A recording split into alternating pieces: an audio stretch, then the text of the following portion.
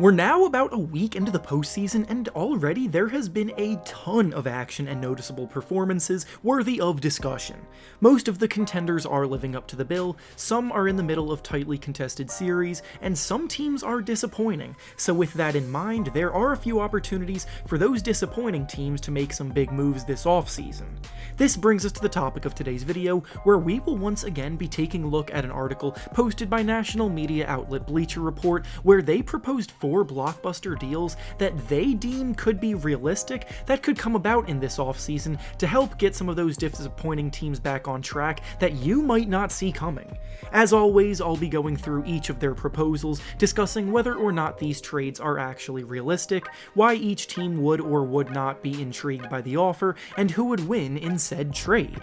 Before we start though, I want to thank PrizePicks for sponsoring this video. PrizePicks is the perfect service for all of us basketball fans here because when you're involved, it makes watching the games every night so much more fun and engaging. Basically, it's an application that provides you with lines on all kinds of individual player props, such as points, rebounds, assists, three-pointers made, amongst others, and you simply have to choose whether you believe they will record over the set amount in the line or under the set amount in the line. Make your selections, wager however much you want to, and if your picks hit, you can win some big money. For some picks that I'm looking at making for today's slate of games, I'm thinking of going with PJ Tucker to score over 5.5 points, Trae Young to dish out over 8.5 assists, and CJ McCollum to make over 2.5 threes. If this sounds at all intriguing to you, then go use the link down in the description of the video to sign up today and use promo code REFERENCE to receive a 100% deposit match bonus up to $100.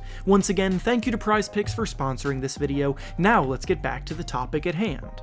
The first trade proposed in the article is between the Oklahoma City Thunder and the Atlanta Hawks, and in it the Thunder receive John Collins in exchange for Lou Dort, Kenrich Williams, Derek Favors, and a first-round pick. The Hawks have not been able to come anywhere close to replicating their conference finals run from a year ago this season, and on top of that, the situation between John Collins and the organization hasn't exactly gotten any better even after his contract extension. Collins is a very good player, but he's also likely the most valuable asset that the team has if they want to make moves that can improve the team around Trae Young, so it would not surprise me one bit to see them explore some trades for him this offseason, and this is definitely an offer the Hawks would strongly consider. The Hawks need defensive help and lots of it, and this is a haul that is very defensive focused. Lou Dort has emerged as one of the best perimeter defenders in the entire league, while also blossoming as an offensive threat with his shooting. Kenrich Williams was quietly one of the best 3-and-D players in the league this season, who just didn't get much attention because of the fact that he was doing it on the lowly Thunder, and Derek Favors has been a reliable backup big man for years now, so when you combine all of that with a first-round pick to sweeten the offer, I can't see the Hawks turning something like this down. For the Thunder, I could see them having interest in Collins in order to give their young rising backcourt a young athletic big man to pair with them, and they can afford to trade away a first round pick to get the player that they want because they have a truckload of picks at their disposal. This is a deal that I really like for both sides, which isn't something we see very often in these Bleacher Report offers. The next proposal in the article is between the Philadelphia 76ers and the Dallas Mavericks, and in it the Mavericks receive Tobias Harris, Jaden Springer, and a second-round pick in exchange for Reggie Bullock, Tim Hardaway Jr., and Dwight Powell. There have already been whisperings of a potential Tobias Harris move being in the works this summer,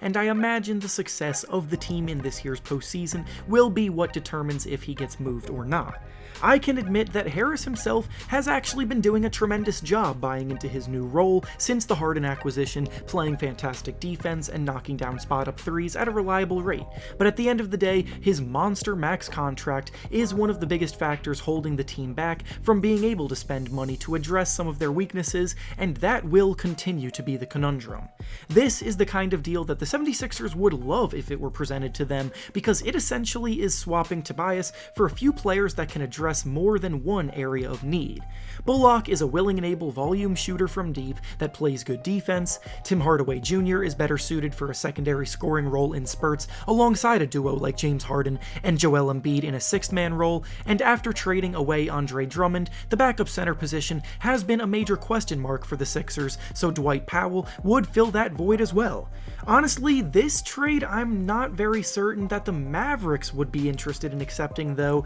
because they're kind of giving up a lot for Tobias Harris and a mystery young player in Jaden Springer, so that's where the deal could ultimately fall through if it did.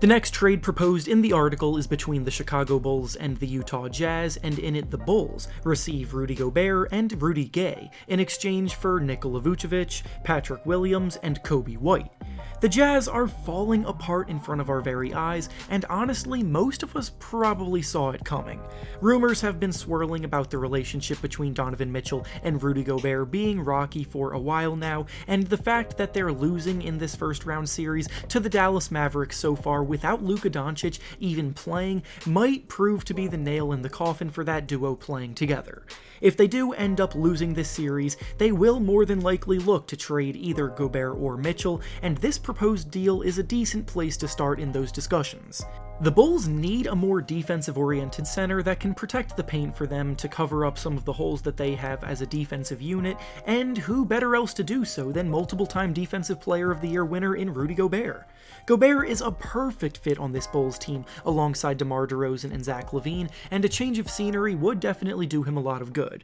The issue with this deal, though, comes when you look at the price tag, as the Bulls are giving up a lot here. Vucevic has been slowing down admittedly since his All-Star days, but Coby White and Patrick Williams are both young players still developing and improving every year. Even looking at things from the Jazz perspective, their biggest issue has been perimeter defense, while Rudy Gobert has been able to make up for some of those struggles inside, so if the Jazz trade away Gobert, they lose that last line of defense, with Vucevic being a considerably worse interior defender, while adding another player in Coby White that struggles defensively, so the mess they've created for themselves on that end of the floor would only get worse. I like the Gobert fit in Chicago, I just don't think this is the deal that would get him there. And finally, the last trade proposed in the article is between the Utah Jazz and the Cleveland Cavaliers, and in it the Jazz receive Colin Sexton from a sign-and-trade, Lauri Markkanen, Isaac Okoro, a second-round pick, and 2 first-round picks,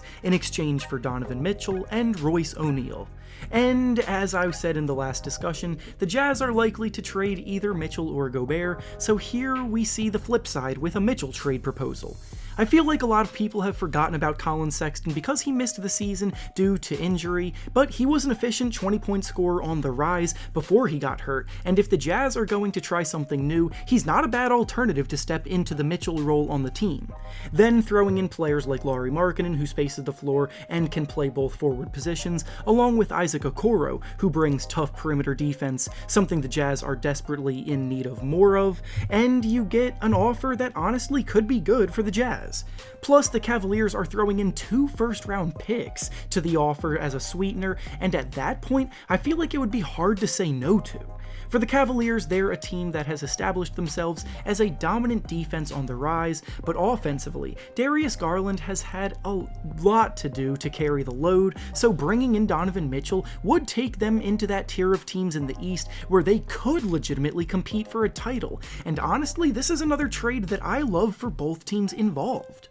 And with that being said, that's all I have for you today. Make sure to like the video, subscribe to the channel, and comment down below what you think about the trades proposed that we discussed. Thanks for watching, and I'll see you all next time.